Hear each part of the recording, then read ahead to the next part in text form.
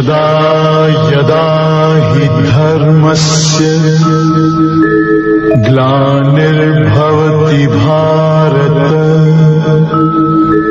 अभ्युत्थानम् अधर्मस्य तदात्मानं सृजाम्यहम् परित्राणाय साधूनां विनाशाय च दुष्कृताम् धर्म संस्थापनार्थाय संभवामि युगे युगे। भगवान ने जहाँ हमें रिश्ते, नाते और मर्यादाओं के बंधन दिए हैं, वहीं मुक्ति के रास्ते भी दिखाए हैं। ये रास्ते इसी धरती से होकर गुजरते हैं। कहते हैं मानव जीवन में जो सबसे बड़ा पुण्य प्राप्त किया जा सकता है वो है 4 धाम की यात्रा। न इससे बड़ा कोई पुण्य है, न इससे महान कोई यात्रा। मैं अपनी भक्ति और आपकी आस्था को लेकर आ पहुंची हूँ जगत के नाथ भगवान जगन्नाथ के धाम। नमस्कार, मैं हूँ सुनीता। स्वागत करती हूँ आपका अभिव्यक्ति आपकी और मेरी में। वीडियो शुरू करने से पहले आपसे एक रिक्वेस्ट है कि अगर मेरा यह वीडियो आपको अच्छा लगता है तो लाइक, शेयर और सब्सक्राइब करना ना भूलें। गीता में भगवान श्री कृष्ण ने वचन दिया था कि अच्छे लोगों की तरफदारी, बुरे लोगों के विनाश और धर्म की स्थापना के लिए वो हर युग में अवतार लेंगे। कलयुग में श्री कृष्ण भगवान जगन्नाथ के रूप में नीलांचल पर्वत पर आ बसे। पर्वत तो समय के साथ भूमि में समा गया, लेकिन नीलांचल की धरती जगन्नाथपुरी के नाम से सदा सदा के लिए पूजनीय हो गई। भारत के उड़ीसा में स्थित भगवान जगन्नाथ का मंदिर हिंदुओं के 4 धामों में शामिल है। जगन्नाथ मंदिर सनातन धर्म के पवित्र तीर्थ स्थलों में से एक है। उड़ीसा के पुरी शहर में स्थित जगन्नाथ मंदिर भगवान कृष्ण जी की नगरी है। माना जाता है कि भगवान विष्णु जब 4 धामों पर बसे अपने धाम की यात्रा पर जाते हैं तो हिमालय की ऊंची चोटी पर बने अपने धाम बद्रीनाथ में स्नान करते हैं, पश्चिम में गुजरात के द्वारिका में वस्त्र पहनते हैं, पुरी में भोजन करते हैं और दक्षिण में रामेश्वरम में विश्राम करते हैं। द्वापर के बाद भगवान श्री कृष्ण पुरी में निवास करने लगे और बन गए जग के नाथ अर्थात जगन्नाथ। यहाँ भगवान जगन्नाथ बड़े भाई बलभद्र और बहन सुभद्रा के साथ विराजते हैं। जगन्नाथ की पुरी भारत में ही नहीं बल्कि दुनिया भर में प्रसिद्ध है। उड़ीसा प्रांत के पुरी में स्थित श्री जगन्नाथ का मंदिर भक्तों की आस्था का केंद्र ही नहीं बल्कि वास्तुकला का बेजोड़ नमूना है। आइए आपको बताते हैं भगवान जगन्नाथ के इस मंदिर की अद्भुत कथा को। कहा जाता है कि भगवान जगत के स्वामी जगन्नाथ भगवान श्री विष्णु की इंद्रनील या कहें नीलमणि से बनी मूर्ति एक अगरू वृक्ष के नीचे मिली थी। मूर्ति की भव्यता को देखकर धर्म ने इसे पृथ्वी के नीचे छुपा दिया। मान्यता है कि मालव नरेश इंद्रुमन, जो कि भगवान विष्णु के परम भक्त थे, उन्हें स्वयं श्री हरि ने सपने में दर्शन दिया और कहा कि पुरी के समुद्र तट पर तुम्हें एक लकड़ी का लठ मिलेगा, उससे मूर्ति का निर्माण कराओ। राजा जब तट पर पहुंचे तो उन्हें लकड़ी का लठ मिल गया। अब उनके सामने यह प्रश्न था कि मूर्ति किनसे बनवाएं। कहा जाता है कि भगवान विष्णु स्वयं श्री विश्वकर्मा के साथ एक वृद्ध मूर्तिकार के रूप में प्रकट हुए। उन्होंने कहा कि वे 1 महीने के अंदर मूर्ति का निर्माण कर देंगे, लेकिन इस काम को एक बंद कमरे में करेंगे। 1 महीने तक कोई भी इसमें प्रवेश नहीं करेगा, चाहे वो राजा ही क्यों ना हो। कुछ समय पश्चात कौतूहलवश राजा से रहा ना गया और वो अंदर झांक कर देखने लगे, लेकिन तभी वृद्ध मूर्तिकार दरवाजा खोलकर बाहर आ गए और राजा को बताया कि मूर्ति अभी अधूरी है, उनके हाथ नहीं बने हैं।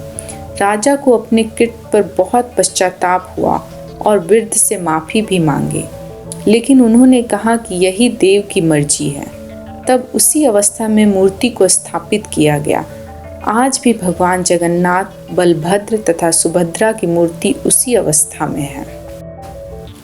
4 लाख वर्ग फुट के विस्तृत क्षेत्र में फैला भगवान जगन्नाथ का यह मंदिर भव्य है।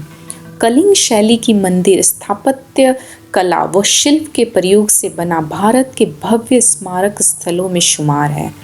मंदिर का मुख्य ढांचा 214 फुट ऊंचे पाषाण चबूतरे पर बना है।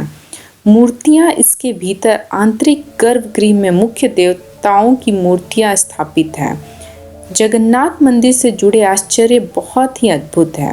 कहते हैं प्रत्यक्ष को प्रमाण की आवश्यकता नहीं होती। भगवान जगन्नाथ के इस मंदिर से जुड़े आश्चर्य को देख सकते हैं, लेकिन बहुत प्रयास के बाद भी अभी तक इन रहस्यों से पर्दा नहीं उठ पाया। तो आइए जानते हैं भगवान जगन्नाथ के कुछ अद्भुत रहस्यों को। भगवान जगन्नाथ मंदिर के शिखर पर ही अष्टधातु निर्मित सुदर्शन चक्र है। इस चक्र को नील चक्र भी कहा जाता है और इससे बहुत ही पवित्र माना जाता है। इसकी खास बात यह है कि यदि किसी भी कोने से, किसी भी दिशा से इस चक्र को आप देखेंगे तो ऐसा लगता है जैसे इसका मुख आपकी तरफ है। जगन्नाथ मंदिर के शिखर पर स्थित ध्वज हमेशा हवा के विपरीत दिशा में लहराता है। ऐसा क्यों होता है? यह एक रहस्य ही बना हुआ है। दुनिया की सबसे बड़ी रसोई श्री जगन्नाथ मंदिर की है। इसमें एक साथ 500 के करीब रसोइये और 300 के आसपास सहयोगी भगवान के प्रसाद को तैयार करते हैं। मिट्टी के बर्तनों में लकड़ी पर ही प्रसाद पकाया जाता है। प्रसाद पकाने की प्रक्रिया सबसे ऊपर वाले बर्तन से शुरू होती है। सबसे नीचे वाले बर्तन का प्रसाद आखिर में पकता है। यह एक हैरानी की बात है और यह मंदिर का प्रसाद भी कभी खत्म नहीं होता। यह भी किसी रहस्य से कम आपको नहीं लगेगा कि मंदिर के सिंह द्वार से एक कदम आप अंदर रखें तो आपको समुद्र की लहरों की आवाज़ नहीं सुनाई देगी, लेकिन जैसे ही मंदिर से बाहर कदम निकालेंगे आपको स्पष्ट रूप से लहरों की आवाज़ सुनाई देगी। यह तो विज्ञान का नियम है कि जिस पर भी रोशनी पड़ेगी उसकी छाया भले ही आकार में छोटी या बड़ी बनेगी जरूर, लेकिन भगवान जगन्नाथ में मंदिर का ऊपरी हिस्सा विज्ञान के इस नियम को चुनौती देता है, क्योंकि दिन में किसी भी समय इसकी परछाई नहीं बनती। कहते हैं भगवान की मर्जी के बिना एक पत्ता तक नहीं हिलता, यहाँ तक कि परिंदे भी पर नहीं मार सकते। यह बात भगवान जगन्नाथ के मंदिर में सच होता साक्षात देख सकते हैं। मंदिर के ऊपर कोई परिंदा नहीं उड़ता। परिंदे का पर मारना तो दूर, हवाई जहाज तक मंदिर के ऊपर से नहीं गुजरते। ऐसे कई सारे रहस्य भगवान जगन्नाथ के दरबार में आपको देखने को मिल जाएंगे, जो विज्ञान को भी अचरज में डाल देता है। यह चमत्कार किसी के नास्तिक से आस्तिक बनाने के लिए नहीं, बल्कि उस विश्व शक्ति का एक अनुभव मात्र है। भगवान की जगन्नाथ रथ यात्रा आषाढ़ शुक्ल पक्ष की द्वितीया को जगन्नाथपुरी में आरंभ होती है। रथ यात्रा में भगवान जगन्नाथ साल में एक बार मंदिर से निकलकर जन सामान्य के बीच जाते हैं, इसलिए ही इस रथ यात्रा का इतना ज़्यादा महत्व है। रथ यात्रा में सबसे आगे ताल ध्वज होता है, जिस पर श्री बलराम होते हैं। उनके पीछे पद ध्वज होता है, जिस पर सुभद्रा और सुदर्शन चक्र होता है, और सबसे अंत में गरुड़ ध्वज पर श्री जगन्नाथ जी होते हैं, जो सबसे पीछे चलते हैं। मान्यता है कि भगवान जगन्नाथ हर साल अपनी मौसी गुंडिचा के घर जाते हैं।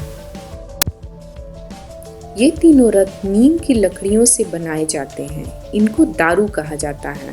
रथ के निर्माण में कील या किसी धातु का इस्तेमाल नहीं किया जाता है। नीम की लकड़ियों का चयन वसंत पंचमी से शुरू होती है और अक्षय तृतीया से रथ निर्माण शुरू हो जाता है। सबसे रोचक बात यह है कि हर साल ये तीनों रथ को नया बनाया जाता है।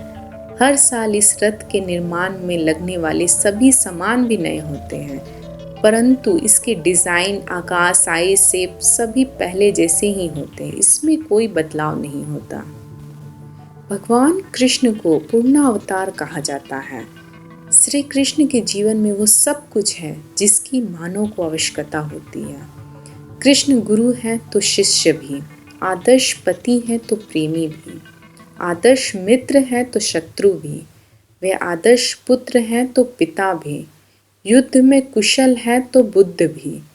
श्री कृष्ण के जीवन में हर वो रंग है जो धरती पर पाए जाते हैं। कभी वो राम बनकर, कभी कृष्ण रूप में, तो कभी जग के नाथ जगन्नाथ बनकर हमारे बीच आ बसते हैं और अपना स्नेह और आशीर्वाद युगों युगों से प्रदान करते हैं। जग के नाथ भगवान जगन्नाथ के द्वार की हमारी ये यात्रा आपको कैसा लगा, हमें कमेंट में ज़रूर बताएं। धन्यवाद।